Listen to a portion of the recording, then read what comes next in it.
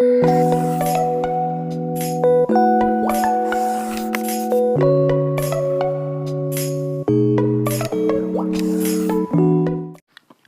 and welcome to Career Success Academy for Civils। दोस्तों आज हम पढ़ेंगे बहुत ही ब्यूटीफुल टॉपिक इंडियन पॉलिटी का, जो आपके जेके एसएसबी हमेशा होता है। आपके पीएससी जेके पीएससी के लिए भी बहुत इंपॉर्टेंट टॉपिक है। इसमें अधिकतर क्वेश्चंस आते हैं। ये टॉपिक हमारा बहुत ही अच्छा होने वाला है। आज का जो टॉपिक है सोर्सेज ऑफ इंडियन कॉन्स्टिट्यूशन को हम पढ़ेंगे। आपको पता है हमारे कॉन्स्टिट्यूशन को बोलते हैं बोरोवुड कॉन्स्टिट्यूशन। क्या बोलते हैं? बोरोवुड। क्योंकि हमने जो कॉन्स्टिट्यूशन है अपना, इसको हमने 60 कंट्रीज से बोरो किया है। 60 कंट्रीज के कॉन्स्टिट्यूशन को देख देख के हमारी कॉन्स्टिट्यूएंट असेंबली ने इस कॉन्स्टिट्यूशन को बनाया है। अपने कॉन्स्टिट्यूशन को, इंडियन कॉन्स्टिट्यूशन को हम बोलते हैं बैग ऑफ बोरोविंग्स भी, क्योंकि हमने अच्छे अच्छे फीचर्स देखे बहुत सारी कंट्रीज के और इनको हमने फिर अपने कॉन्स्टिट्यूशन में ऐड कर लिया। सबसे पहले हम देखेंगे कनाडा से हमने क्या क्या लाया। क्या देखेंगे मेरे दोस्तों? कनाडा से हमने क्या क्या लाया। कनाडा से हमने लाया फेडरेशन विथ स्ट्रॉन्ग सेंटर। आप देखो, कनाडा से मतलब अंडा। आप अंडा याद रखो। कनाडा से जो ट्रिक जो याद रखोगे ना दोस्तों, वो अंडा रखोगे। अंडे के बीच में जो यॉक होता है वो बहुत स्ट्रॉन्ग होता है, बहुत पावरफुल होता है। मतलब जो एग होता है, इसका सेंटर में जो यॉक होता है वो ज्यादा पावरफुल होता है। इसका मतलब सेंटर स्ट्रॉन्ग। जहां भी सेंटर स्ट्रॉन्ग वहां कनाडा लिख देना मेरे दोस्तों। सर ये कैसे याद रखेंगे? देख लो, federation with strong centre. Federation with strong centre. हमने तो फेडरल सिस्टम को फॉलो किया है, लेकिन हमने यूएसए टाइप फेडरल सिस्टम को फॉलो नहीं किया है। हमने जिस फेडरल स्ट्रक्चर को फॉलो किया है वो कैनेडियन फेडरल स्ट्रक्चर है, क्योंकि कनाडा में स्ट्रॉन्ग ज्यादा सेंटर है और यूएसए में स्ट्रॉन्ग ज्यादा स्टेट्स है। यूएसए के फेडरेशन को कहते हैं destructible union of indestructible states. मतलब कि स्टेट्स अगर मिलके वो उस यूनियन को डिस्ट्रॉय कर सकते हैं, लेकिन यूनियन स्टेट्स को डिस्ट्रॉय नहीं कर सकता है यूएसए में। लेकिन यहाँ कनाडा में और इंडिया में क्या है? यहाँ पे है indestructible union of destructible states. यहाँ पे यूनियन जो है मेरे दोस्तों, वो स्टेट्स को डिस्ट्रॉय कर सकता है। वो आर्टिकल 3 के अंडर हमारा जो सेंटर है वो एंटायर पॉलिटिकल मैप को चेंज कर सकता है इंडिया के। वो किसी भी स्टेट को जोड़ सकता है किसी के साथ, किसी भी स्टेट को जोड़ सकता है, किसी भी एक स्टेट को यूटी बना सकता है, किसी भी स्टेट को 2 यूटीज में डिवाइड कर सकता है, किसी भी 2 यूटीज को मर्ज करके स्टेट बना सकता है। कुछ entire political map of India को चेंज कर सकता है centre. Federation with strong centre, ये कहां से लाया? कनाडा से। Residuary powers with centre. Residuary powers क्या होता है sir? Residuary powers with centre. हम क्या बोल रहे हैं? Residuary powers with centre. Centre के पास क्या है?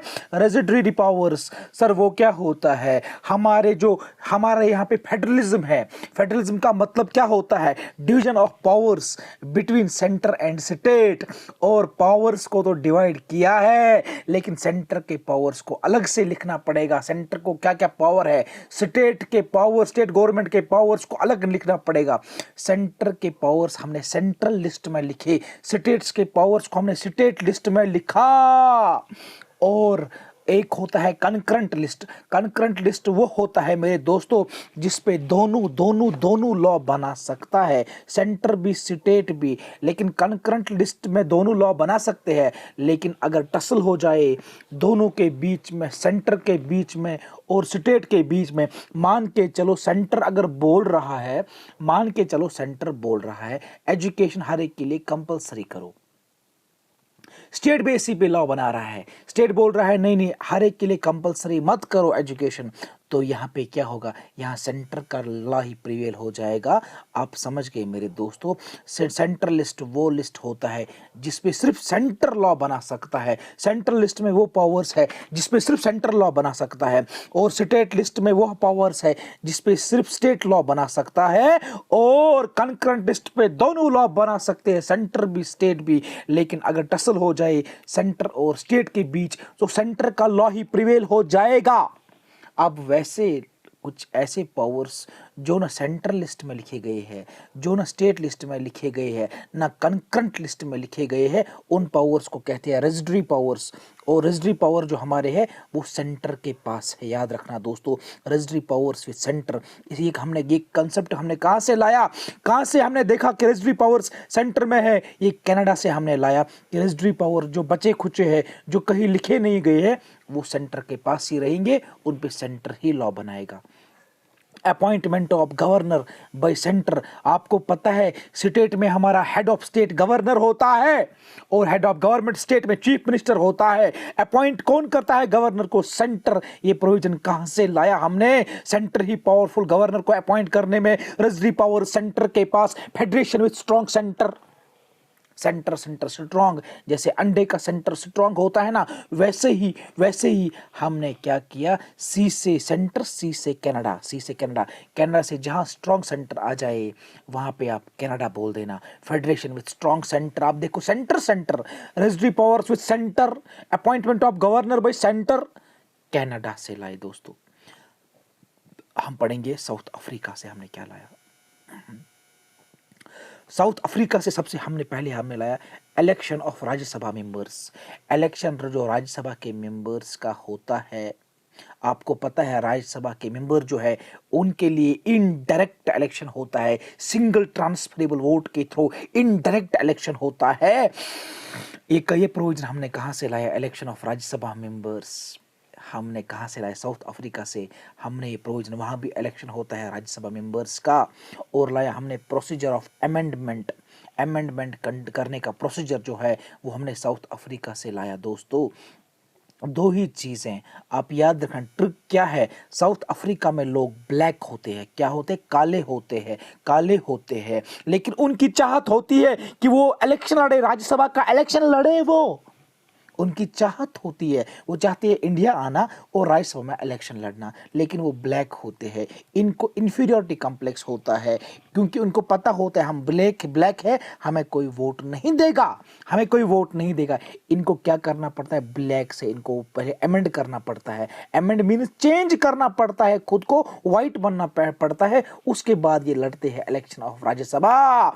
याद रखना, ब्लैक से व्हाइट होना पड़ता है। ब्लैक से व्हाइट होने के लिए इनको अमेंड करना पड़ता है, खुद को चेंज करना पड़ता है, क्योंकि ये क्या लड़ सके? Election of Rajya Sabha. Very good. हमने साउथ अफ्रीका से क्या क्या लिया है मेरे दोस्तों? एक तो लिया हमने, क्या लिया मेरे? Election of members of Rajya Sabha. दूसरा प्रोसीजर ऑफ अमेंडमेंट। अमेंडमेंट किसे याद रखोगे? उनको राज्यसभा का, इंडिया में आके राज्यसभा का इलेक्शन लड़ना है, उसके लिए उनको ब्लैक से व्हाइट होना पड़ेगा। Very good. आगे चलते हैं सर, आगे चलो ना। समझ आ गया सर, समझ आ गया। अब हम देखेंगे जापान से हमने क्या लाया। जापान से हमने लाया procedure established by law. Procedure established by law. आपको पता है प्रोसीजर एस्टैब्लिश्ड बाय लॉ आपके आर्टिकल 21 में बयान किया गया है। आर्टिकल 21 बोलता है protection of life and personal liberty except according to procedure established by law. आपको प्रोटेक्शन दी गई है लाइफ की, पर्सनल लिबर्टी, आपको लिबर्टी दी गई है वहां तक जहां तक आप किसी को प्रॉब्लम ना करो। कल को आपको लिबर्टी दी गई है, लेकिन किसी को कत्ल करने की लिबर्टी नहीं दी गई है। अगर आप किसी को कुछ करोगे, किसी को कत्ल करोगे, अटेम्प्ट टू मर्डर करोगे, वहां आपको लिबर्टी नहीं है। रीजनेबल रेस्ट्रिक्शन आपकी लिबर्टी पे लगाई जाएगी। आपकी लाइफ को इम्प्रिजन किया जाएगा according to procedure established by law. आगे समझाएंगे। आर्टिकल 21 में जब पढ़ाऊंगा वहां पढ़ाऊंगा ड्यू प्रोसेस ऑफ लॉ क्या होता है, प्रोसीजर एस्टैब्लिश्ड बाय लॉ क्या होता है। Due process of law America का है और procedure established by law Japan में चलता है, और हमने जापान से लाया procedure established by law. Trick क्या है? जापान को पी काट तो वो बन जाता है जान। जान का मतलब क्या होता है? जिंदगी, लाइफ। और लाइफ का है आर्टिकल 21 में, और आर्टिकल 21 में ही है प्रोसीजर एस्टैब्लिश्ड बाय लॉ। याद रखो। जापान से हमने क्या लाया? Procedure established by law. Japan का पी काट के जान बोल दो इसको, जान से जिंदगी, लाइफ। और लाइफ कहां पे लिखी गई है? हमारे फंडामेंटल राइट्स में कहां पे बोला गई है लाइफ के बारे में? आर्टिकल 21। और आर्टिकल 21 क्या बोलता है? Protection of life and personal liberty except according to procedure established by law. उसके बाद जर्मनी। जर्मनी से क्या क्या लाया? जर्मनी से दोस्तों हमने लाया दो चीज़ें। जर्मनी में हिटलर रहता था और वो जब इमरजेंसी लगती थी, हिटलर हर एक की फंडामेंटल राइट्स, सिटीजन्स के, नागरिक जो वहाँ के जर्मनी के थे, उनकी फंडामेंटल राइट, जो बेसिक बुनियादी राइट्स उनके थे, उनको सस्पेंड करता था। और जर्मनी से हमने क्या लाया? Suspension of fundamental rights during emergency. अरे हिटलर जब वहाँ जर्मनी में हुक्मरान था, जब हुकूमत करता था, वो क्या करता था? जब इमरजेंसी लगती थी, वो सारे हक, सिटीजन्स के सारे फंडामेंटल राइट्स को क्या करता था? सस्पेंड करता था। ये कॉन्सेप्ट हमने वहीं से लाया। हम भी सस्पेंड करते हैं फंडामेंटल राइट्स को जब जब इमरजेंसी हमारे कंट्री में लगती है मेरे दोस्तों। उसके बाद यूएसए में देखेंगे, यूएसए से क्या क्या हमने लाया। यूएसए में जुडिशरी स्ट्रांग है। यूएसए में क्या है दोस्तों?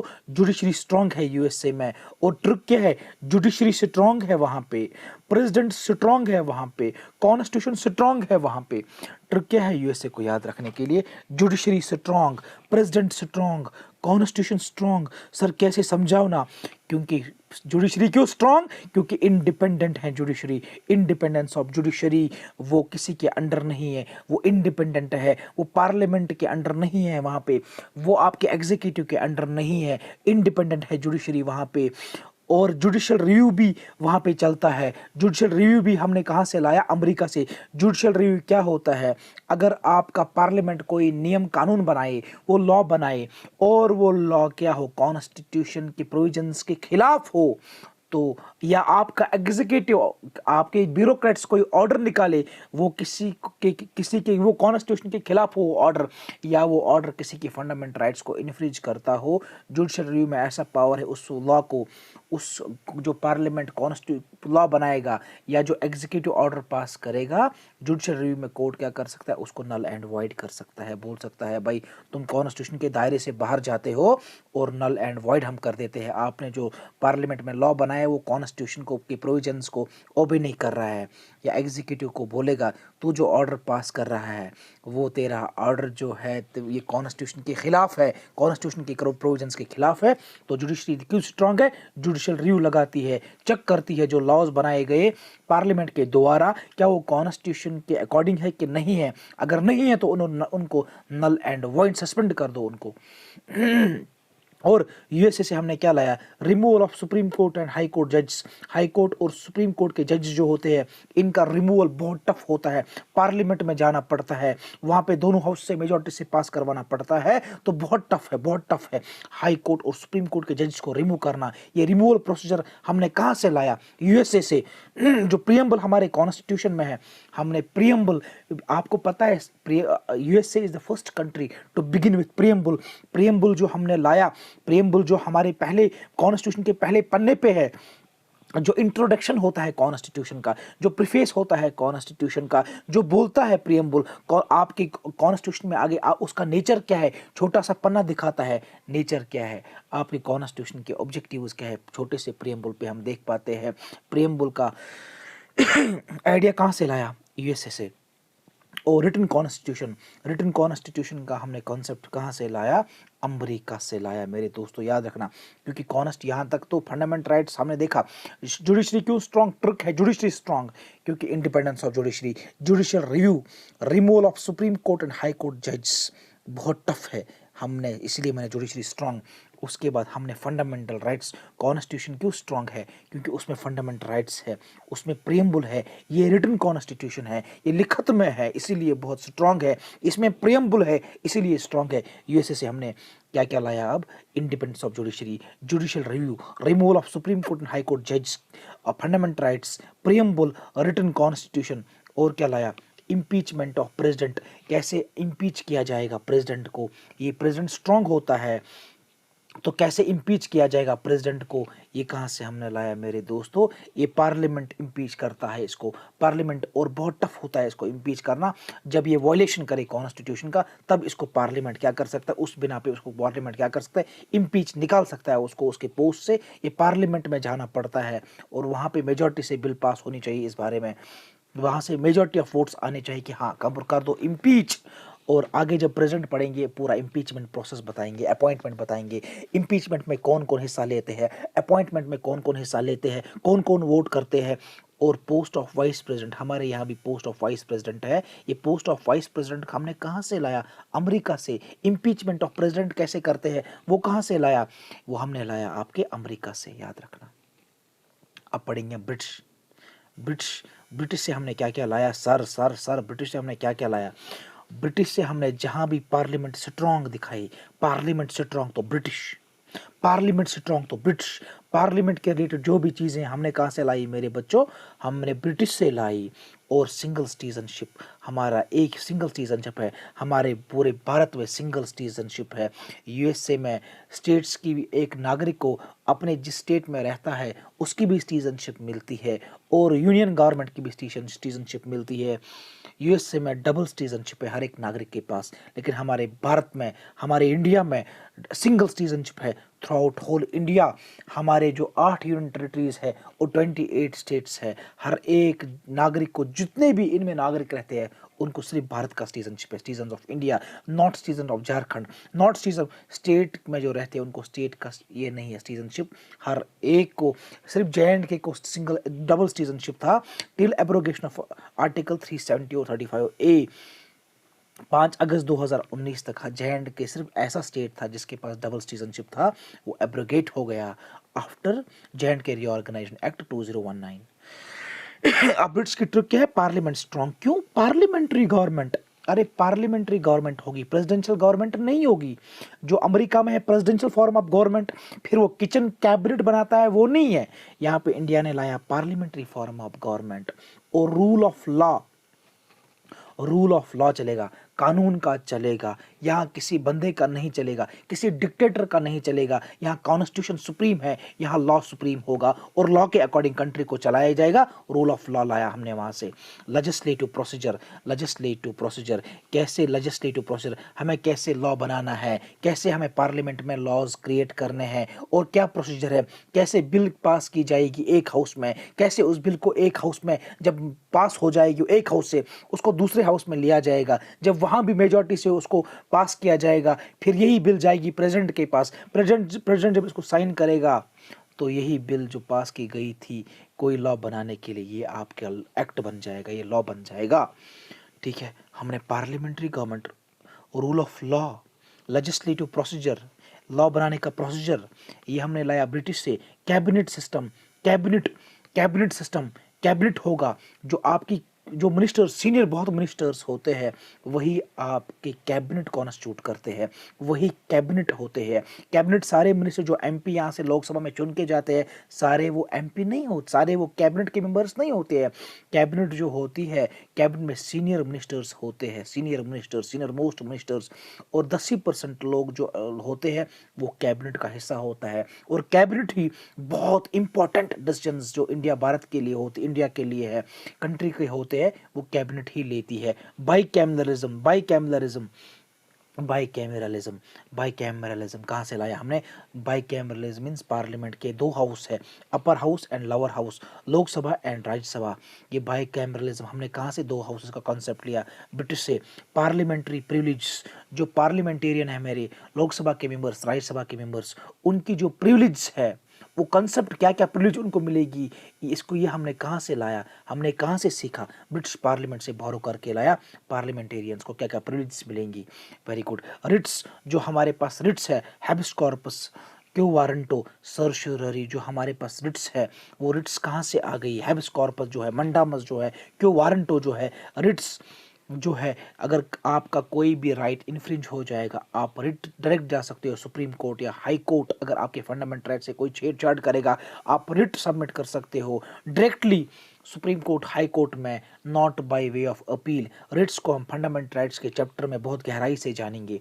और सिंगल सिटीजनशिप कहाँ से लाया हमने ब्रिटिश से। और जो रिट्स है इनको इंग्लैंड में कहा जाता है प्रेरोगेटिव रिट्स। क्या बोला जाता है? प्रेरोगेटिव रिट्स, प्रेरोगेटिव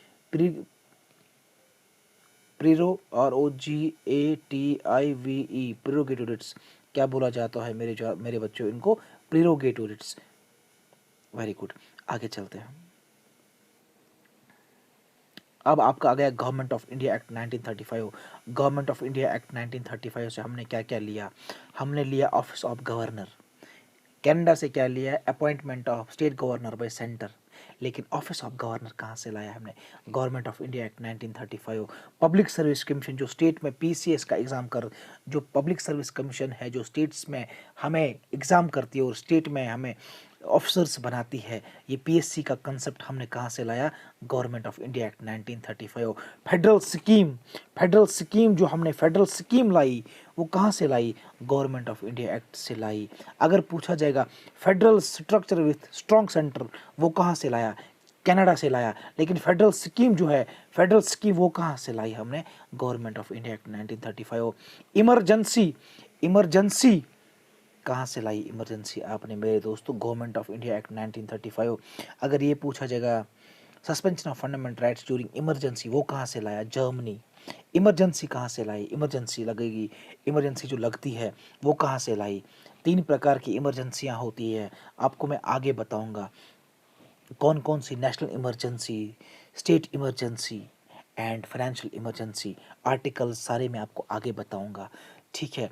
और जो आपका गवर्नमेंट ऑफ इंडिया एक्ट 1935 ये biggest source of our Indian constitution है, बहुत सारे प्रोविजंस यहाँ से लिए गए थे।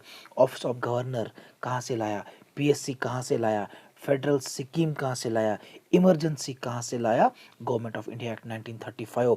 सर रशिया से क्या लाया, रशिया से, सर रशिया से बोल दीजिए ना, रशिया में क्या लाया, ट्रिक है रशिया के लिए, जब भी किसी को ड्यूटी जाना होता है ना वो रश में ड्यूटी जाता है। अच्छा बंदा हमेशा, नेक बंदा हमेशा, अच्छा बंदा, अच्छा व्यक्ति, अच्छा नागरिक हमेशा रश में ड्यूटी जाता है। क्यों जाता है रश में ड्यूटी, ताकि जस्टिस हो, क्या जो हो, जस्टिस हो, लोगों के साथ जस्टिस हो।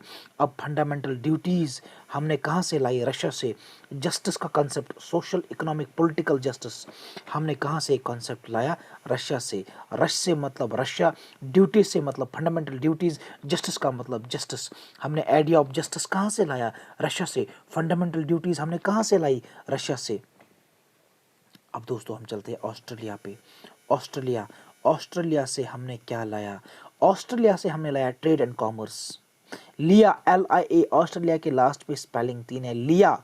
क्या लिया, TRA लिया। देखो ना ऑस्ट्रेलिया क्यों, ऑस्ट्रेलिया के लास्ट 3 अल्फाबेट देखो, लिया, क्या लिया, TI, वही से बोलता है मैंने, ट्रेड एंड कॉमर्स लिया, ट्रेड एंड कॉमर्स लिया हमने ऑस्ट्रेलिया से।